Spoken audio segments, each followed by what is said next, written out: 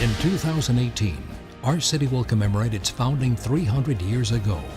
In celebration, WYS presents this tricentennial moment. With ink and imagination, John Churchill Chase helped write and draw the history of New Orleans, becoming a part of that story himself.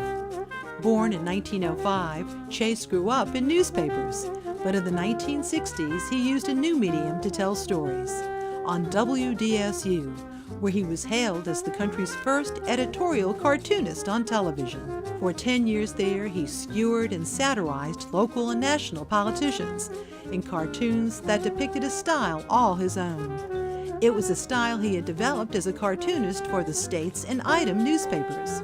Then, in 1964, television came calling. Chase's editorial cartoons on Channel 6 often featured his alter ego, known as the Little Man. Most cartoonists have a character who represents the people, hero of the editorial cartoon. This is mine. Former Louisiana Governor Jimmy Davis once said of John Chase, "The only thing worse than being lampooned by Chase is to have him ignore you."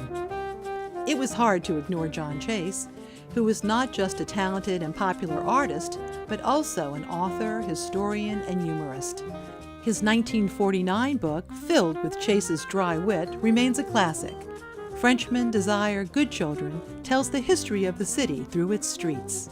Other books on city and state history followed, and for nearly 60 years until his death in 1986, Chase used his pen and ink in books, newspapers, on television, and even in the 63-foot-long mural at the main branch of the New Orleans Public Library.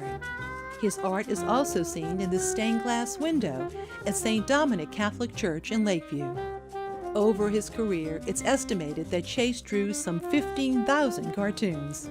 But he once said, "The best cartoon is the one you haven't drawn yet." WYS's New Orleans Tricentennial Moments are brought to you by the Miro Foundation and presented in association with the Historic New Orleans Collection.